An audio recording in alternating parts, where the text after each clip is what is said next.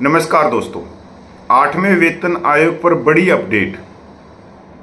केंद्र सरकार 8वें वेतन आयोग से भाग रही है।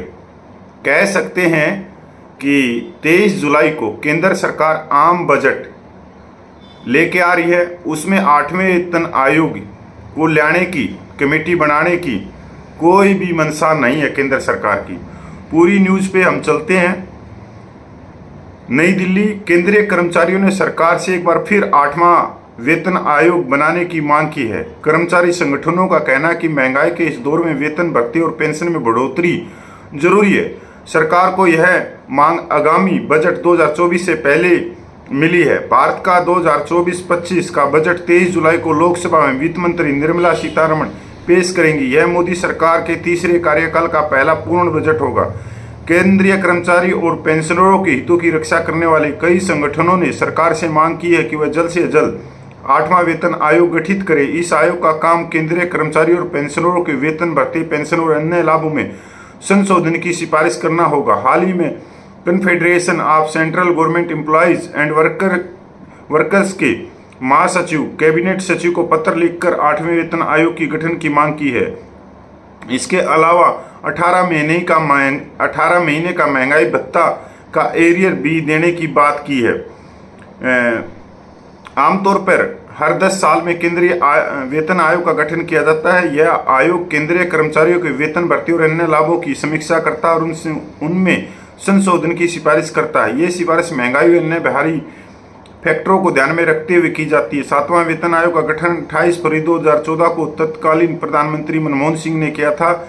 इसने 19 नवंबर 2015 को अपनी रिपोर्ट सौंपी थी और 7वें केंद्रीय वेतन आयोग की सिफारिशें 1 जनवरी 2016 से लागू हुई थी।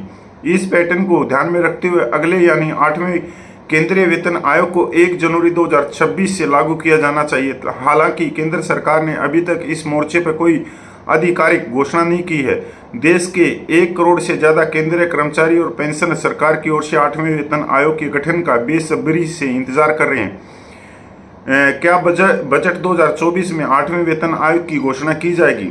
सिंघानिया एंड कंपनी की पार्टनर रितिका नैयर के हवाले से इकोनॉमिक टाइम्स ने बताया चूंकि यह बजट मोदी सरकार के लगातार तीसरी बार सत्ता में वापसी के बाद का पहला बजट होगा और वेतन आयोग की समय सीमा भी निकट आ रही है। ऐसे में चुनाव के बाद मध्यम वर्ग के वित्तीय हितों पर फोकस करने की जरूरत मिली। प्रतिक्रिया सरकार को कम से कम इसकी तैयारियां शुरू करने के लिए राजी कर सकती है। इसे तुरंत लागू करने से अर्थव्यवस्था को बढ़ावा मिल सकता है, लेकिन सरकारी खजाने पर भी दबाव बढ़ेगा। रितिका ने आगे कहा कि वैसे तो सरकारी कर्मचारियों को उम्मीद है और यूनियन जनवरी 2026 में अपेक्षित 8वें वेतन आयोग के लिए मजबूती से वकालत कर रही हैं, लेकिन आगामी बजट में इसकी औपचारिक घोषणा होने की संभावना कम दिख रही है। अतीत में भी घोषणा और क्रियान्वयन के बीच आमतौर पर कई वर्षों का अंतराल होता है। अंतिम फैसला देश की आर्थिक स्थिति और सरकार की प्राथमिकताओं पर निर्भर करता है।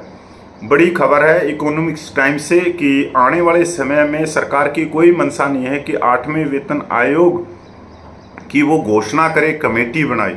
ये 8वें वेतन आयोग की सबसे बड़ी अपडेट है। और अब तो 23 जुलाई का समय भी निकट आ चुका है जिसमें आम बजट पेश करेगी सरकार, तो तस्वीरें और भी साफ हो जाएंगी। पर मैं यहाँ पर जो केंद्रीय कर्मचारियों के संगठन हैं, मैं उनको भी प्रार्थना करूँगा वो जिस तेज़ी से चल रहे हैं और सरकार पे लगातार वो दबाव बनाए हुए हैं, तो वो दबाव उन्होंने और बढ़ाना चाहिए और दबाव को बढ़ाते हुए सरकार के ऊपर लगातार 8वें वेतन आयोग के लिए जो भी पत्राचार होता है, जो दबाव होता है, जो शांतिपूर्वक धरना प्रदर्शन होता है, वो उनको करते रहना चाहिए।